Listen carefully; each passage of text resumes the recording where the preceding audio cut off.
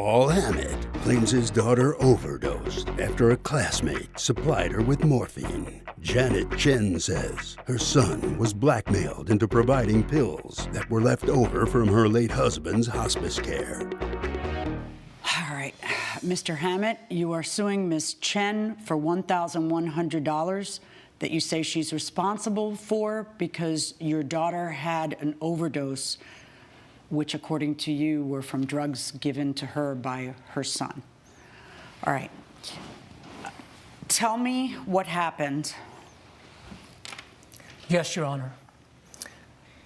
I'm suing the defendant for negligence. She's the mother of a kid at my daughter's school. Did you know him before this? I did not, Judge. Okay. And how long had your daughter known him? They're acquaintances, Your Honor. Okay. And I'll tell you what, since the parents get involved later, I'd like you to step up, please. If you don't mind, no, Ms. Sasha Hammett, go ahead and come forward. Tell me about what happened, darling. It started a while ago, Your Honor. I was asking for morphine. Okay. How did you know that he would have any? He was going about at school, bragging about it to his friends. I overheard him. Okay. And why did he have it? He explained to me that he was searching through his dad's old stuff in his closet, and he found it in a bin. Is Dad around, or Dad passed away? My husband passed last year of pancreatic cancer. I'm sorry. Thank you. All right, so they were leftover narcotics, and according to you, he had been bragging at school, and what does it have to do with you? Yes, You Your Honor. asked for them? Yes, Your Honor. How? What did you say? I sent him a text and asked him if he still had them. And what did he say? He tried to dissuade me, And? and I kept asking. All right. And then tell me about the day that you get your hands on the drugs. Tell me how that happens. So he brings them to me at school, Okay. and that was pretty much it. We didn't talk the rest of the day. Where did you do them? I went home later that night, and I took them in my bathroom, Your Honor. Okay. And how do you learn that she has overdosed, Mr. Hammett? Yes, Your Honor. My son, her younger brother, really traumatized because of this event, finds her on the ground in the bathroom. Okay. The lawsuit is now clearly framed. Paul Hammett is asking the court to make Janet Chen reimburse $1,100 because her son gave his daughter morphine. But a civil negligence claim normally requires more than showing that something dangerous came from another person's home. The plaintiff must connect a duty, a breach of that duty, and the actual cause of the loss. That is why the judge immediately starts drilling into how Sasha knew about the pills, why she wanted them, and what choices she made before the overdose. Notice the tension already building. The father describes his daughter as the victim of another household's carelessness, while Sasha admits she personally asked for the medication and continued asking after initially being discouraged. That admission matters.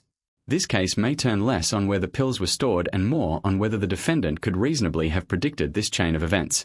At this point, do you see ordinary parental negligence, or a teenager making a deliberate and dangerous choice behind everyone's back? Bathroom. Okay. She was throwing up, and she was barely responsive. So I rushed her immediately to the hospital, Your Honor. Okay. They're in the emergency room. They came up and they told me that she had overdosed with morphine. They used Narcan. They pumped her stomach, and she stayed overnight. Okay. So it was a Had she horrible told you, experience. Dad, I took some drugs, or no?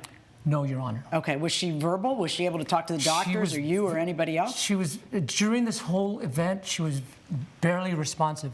Afterwards, when I found out, when she began to recover, I asked her, honey, where did you get these drugs? And she told me she got them from the defendant. Okay. Mr. Chen, can I have you step up? Okay. Tell me about the conversations that you had with Ms. Hammett. This is the moment the financial dispute becomes painfully real. Sasha took the pills alone in her bathroom.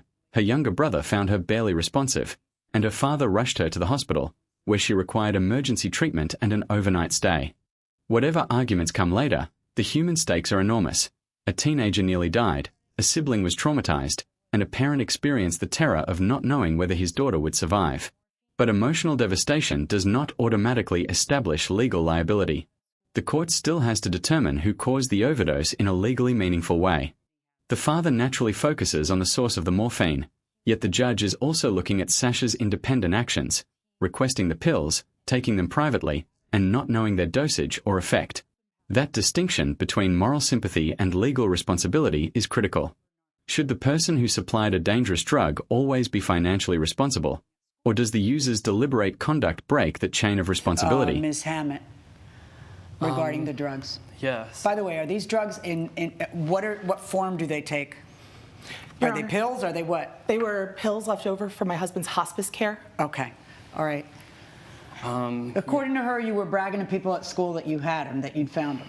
It wasn't like that. I've been having like such hard times, so I was kind of going through all Dad's old stuff, and I kind of wanted to see if there was any piece of him left that, you know, wasn't out in the open, and I found his box of old stuff, his baseball cards, some old hats, and, you know, I just left them there. I noticed the pills, but I didn't think too much of them.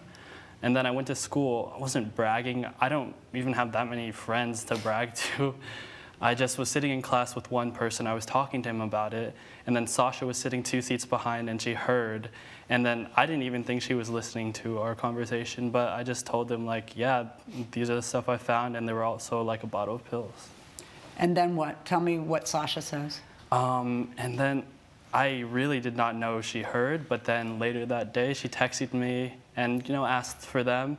And then the entire month she just keeps and keeps asking every time I say no. And you're saying no each I'm time? saying no. Coming up on Justice for the People. Is this the first time you do drugs? Yeah, I think the answer to that is no, right? Be honest. You're in court, you're under oath. Come on. Yes, Your Honor, I've done drugs before. Okay, because you act like a person who desperately wants them. If you'll be in the Los Angeles area and want to bring your case to court, call 1-888-552-6878.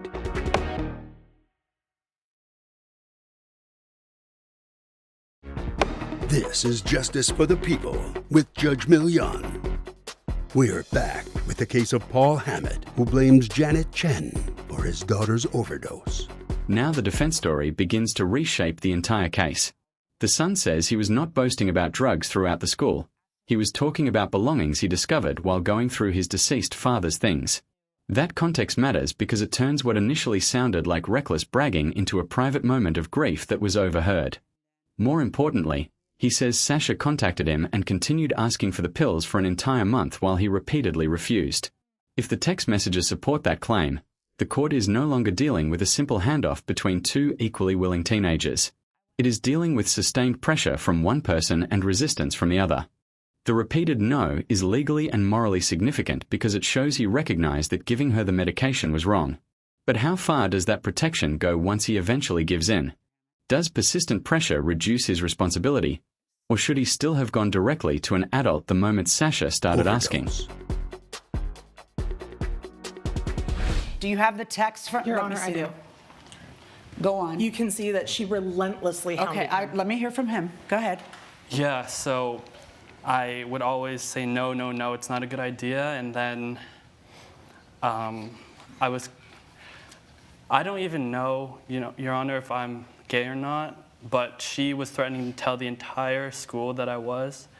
And, here it's like pretty tough for people who are LGBT. I was afraid that maybe I was going like for people to maybe not want to associate with me anymore, maybe not being able to get jobs, and even like my physical safety. Like, people have gotten beat up like at nights from this. Like, if I were to go outside at night and maybe walking home late, like I was afraid. And so she really threatened me to like basically blackmailing me. And Give me a moment and let me look through the text. I know you said no before, but I was thinking on Sunday we could maybe just take one pill. Sasha, I'm really not okay with that. It just feels so wrong. Oh my God, it's not a big deal. Maybe, but for me, but it is for me, so it's a no. You're being so lame. On May 16th, you should bring those pills too. It would be so much fun. You don't respond, and then 4 days later, why haven't you texted me? Just been busy trying to help my mom. Okay, you're not mad, right? No. Okay, good. It was just kind of, and then you tell her, it was just kind of lame for you to keep asking for the pills. And you're literally being so lame about it, she says to you. And there it is, the case's most disturbing turn. The son says Sasha threatened to tell the school he was gay unless he gave her the morphine. Whether or not he had defined his sexuality for himself, he describes a genuine fear of social rejection, lost opportunities, and even physical violence. This is not ordinary peer pressure. According to his testimony, private information about his identity was turned into a weapon to force him into surrendering controlled medication. That changes the moral balance dramatically. He still made the wrong choice by handing over the pills, but the court must evaluate the circumstances under which that choice was made.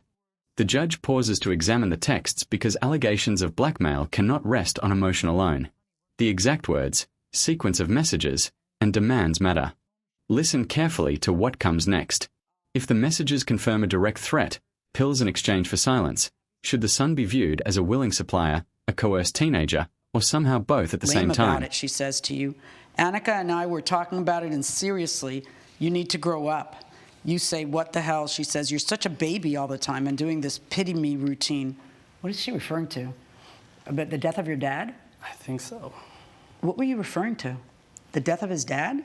Not entirely, Your Honor. He has this way about him at school where he just always head down and everything and wants everyone to pity him and feel Leave me sorry. alone. He doesn't need your pity. He wants you to leave him alone and stop asking for the pills. And everyone knows you're gay. See, you can't even respond to a message. You're such a baby. He asks, what did you mean by everyone knows I'm gay? To which you respond, what, like it's a secret? And he says, yeah, Sasha, it kind of is. Did you tell anyone? Had you confided anything in her at that point that she would confront you like that? I'd never confided in her. I would never. What did you mean? Okay, you say, did you tell anyone? That's the only reason I asked. Why does it matter? Are you serious? No one cares. Sasha, please don't tell me you've told people, please. No, I haven't told anyone. Why are you doing this? I will tell people, though. What? Only way is if you give me those pills. Sasha, I can't give you the pills. Please don't tell anyone. I told you, if you don't want me to tell anyone, then you'll give me the pills. Mom, you read this obviously before you gave it. Yes, ma'am. I can't, Sasha. My mom will notice. Then be sneaky. I'll give you a week. What the hell is that? I thought I could get them out of him. But is this the first time you do drugs? Yeah, I think the answer to that is no, right? Be honest. You're in court, you're under oath. Come on. Yes, Your Honor, I've done drugs before. Okay, because you act like a person who desperately wants them. You don't act like a person who wants to try one pill and see what the buzz is like. Okay, I'm bringing them to school. Just please don't tell anyone, okay? You have my word. All right. The text chain is devastating because it documents the escalation in real time. First come the repeated requests, insults, and dismissals of the son's grief. Then the conversation shifts from pressure to an explicit bargain. Give me the pills, or I will tell people you are gay. That is the kind of evidence judges rely on because it cuts through two competing stories. Sasha is not merely standing nearby when drugs appear, and she is not reluctantly talked into experimenting. She creates the demand, targets the son's vulnerability, gives him a deadline, and instructs him to be sneaky so his mother will not notice. Her own words make it much harder to argue that Janet Chen caused the overdose through simple carelessness.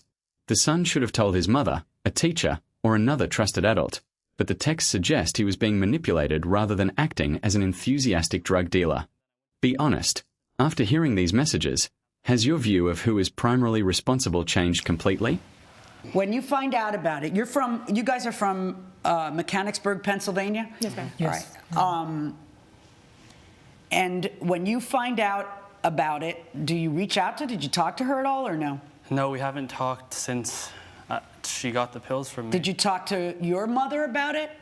Not until recently. Okay. How do you find out what had happened? So one evening, late at night, my door is being absolutely pounded upon. How by late at night? 9 o'clock. Pounding at my door. I've never seen this gentleman before in my life, and he is acting absolutely crazed, screaming that my son is selling drugs and caused his daughter to overdose, and it's my responsibility, and I will be held accountable. I've never seen this lunatic in my life. When was that in relation to when your daughter OD'd? That was the next night, Your Honor. The next night? And Your Honor, if I may. Yeah. At the emergency room, the medical personnel kept coming up to me and telling me, why did your daughter try to kill herself? Why did she try to kill herself? Well, why are you looking at her like that's her fault? The person who over-ingested morphine was your daughter. That's right. Have you asked your daughter Yes, Your why Honor. she may have tried to kill herself by taking too many? How many pills did you take, darling? Your Honor, I only took 2, and I did not try to kill myself. Okay, but that you sure took a risk, not knowing what effect it would have on you. Apparently, those 2 in your little body, which is 50 pounds soaking wet, was a lot, right? Because the doctors told you that you overdosed, right? Yes, Okay, ma'am. so did they imply that she took more than 2 pills? They said to me, Your Honor, they found so much morphine in her bloodstream. Okay, they so thought she had then tried to it commit sounds like suicide. she didn't take 2 pills. So I was horrified. I was furious. I was scared, Your Honor. Okay, but who are you furious at? Coming up, I think there's certainly blame to go around on both sides. Okay, who made you take the drugs, sweetie? Peer pressure from my friends. Okay, nobody everyone- made you. You put them in your mouth because you wanted them.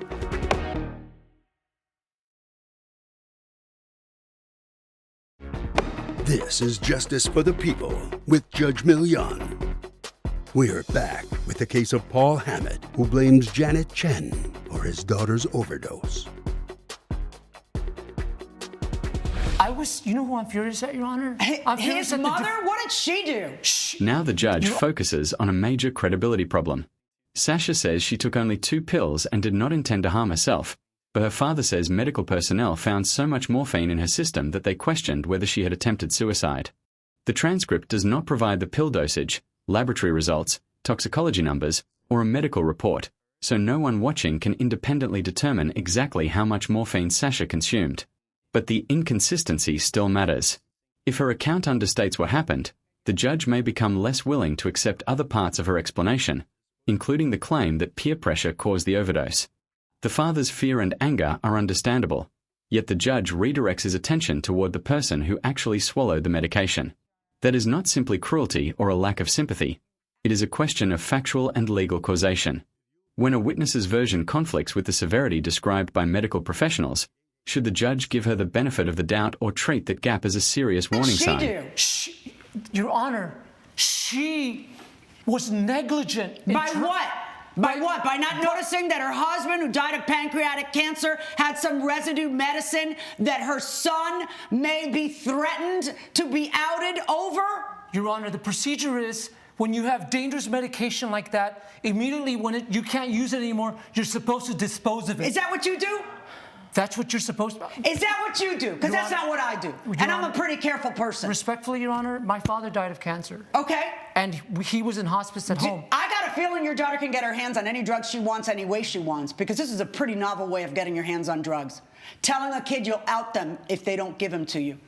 So how is that his fault or mom's fault? Can you stop a second? Yes, Your Miss Honor. Hammett, can I ask you something? Yes, Your Honor. Do you think it's their fault? I think there's certainly blame to go around on both sides. Okay, who made you take the drugs, sweetie? Peer pressure from my friends. Okay, nobody made you. You put them in your mouth because you wanted them. Yes. I know you wanted them because you weren't in a situation where peer pressure was involved. You were the peer applying the pressure. You were literally threatening to out him, which is his decision at the pace he wants, if he wants. It is absolutely no one's business. The plaintiff's negligence theory is now under serious pressure. He argues that Janet Chen should have disposed of the medication left after her husband hospice care. That may sound sensible as a general safety practice, but the judge is testing whether failing to dispose of it actually makes her legally responsible for this particular overdose. The pills were not left openly within reach of a young child during a visit.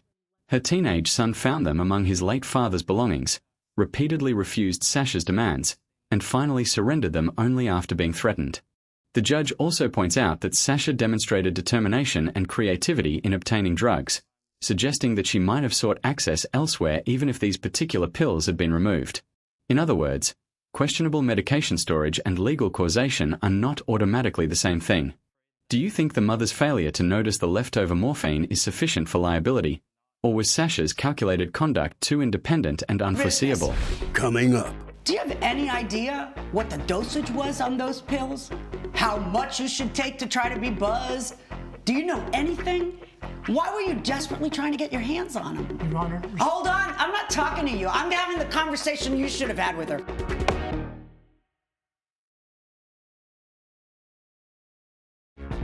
This is Justice for the People with Judge Millian.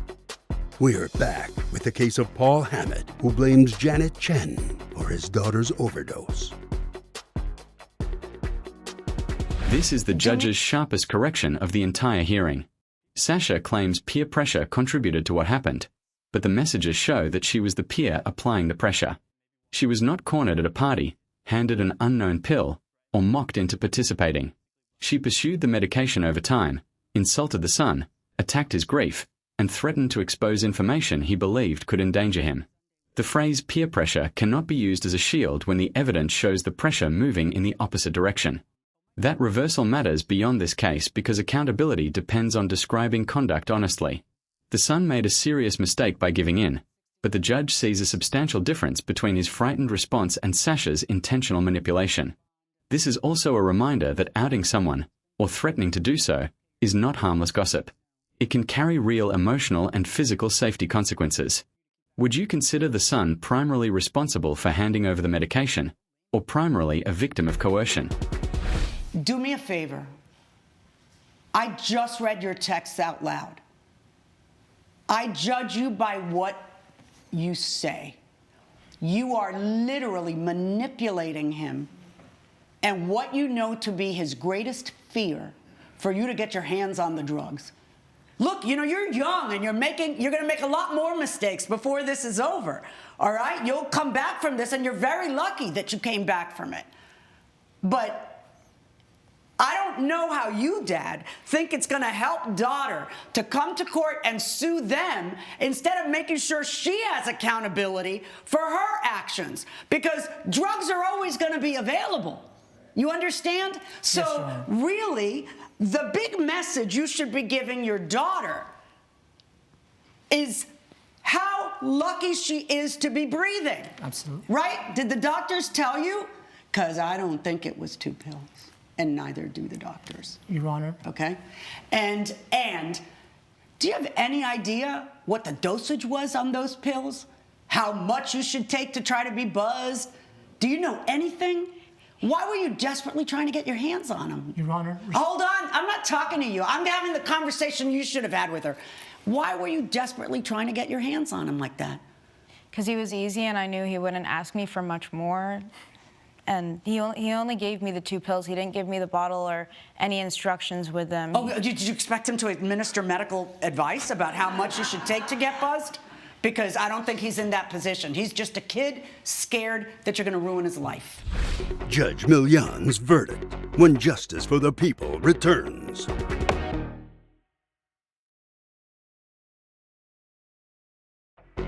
This is Justice for the People with Judge Millian. The judge has now stripped away another excuse. Sasha complains that the son gave her pills without instructions, but that argument only exposes how reckless the entire plan was. He was not a doctor, pharmacist, or experienced drug dealer. He was a grieving teenager who believed Sasha might reveal something deeply personal about him. Expecting him to provide a safe dosage for getting high is both unrealistic and self-defeating. There is no legitimate instruction manual for misusing someone else's prescription morphine. The judge also asks why Sasha was so desperate to obtain the pills. Her answer, that he was easy and would not demand much, shows calculation rather than confusion. That may be one of the most damaging admissions in the case because it suggests she deliberately selected someone she considered vulnerable and unlikely to resist. At this stage, The dispute is no longer about an accidental transfer. It is about exploitation, concealment, and a near-fatal decision. What consequence, beyond losing this lawsuit, would genuinely promote accountability and healing? You've come to court and said, Mom is responsible. She's negligent. And Mom has to pay $1,100 because Mom was negligent. It's not as though your child is 8 years old and was over there on a play date and morphine was left out. Then Mom would be negligent. And your daughter not only made choices behind that lady's back, she threatened him to private information in order to get her hands on it. I don't think anybody in that household was negligent. You should have told your mom. Rather than giving her the pills, you should have talked to your mom. She might have figured Before out the some verdict, other... here is the legal picture the judge appears to be weighing. Paul Hammett must convince the court that Janet Chen's negligence caused the $1,100 loss. Yet the evidence places several deliberate acts between the medication's presence in the home and Sasha's overdose. Sasha overheard a conversation about the pills, repeatedly requested them, ignored numerous refusals, threatened the son with exposure, told him to hide the transfer from his mother, took the medication privately, and apparently did so without understanding its dosage. The judge also distinguishes this situation from a classic unsafe home case, such as dangerous medicine being left within reach of a small child during a playdate. The son's decision to hand over the pills was unquestionably wrong, and the judge says he should have told his mother. But the court is comparing that failure with Sasha's sustained, intentional, and manipulative conduct. Based on everything heard so far, would you award the father damages, divide responsibility between the families, or deny the claim completely? She might have figured out some other way to keep her mouth shut if that was your one concern, such as talking to dad, whatever. But you know what? That is nowhere near a transgression as that was. And what caused her to have her overdose was not Ms. Chen. Verdict in this case for the defendant. Judge Milian has ruled in favor of the defendant. The plaintiff's claim is denied. I hope you and your daughter find a path to healing. It's none of my business what you think about me and my daughter. Okay. Exit this way, please. Make sure you grab all of your belongings.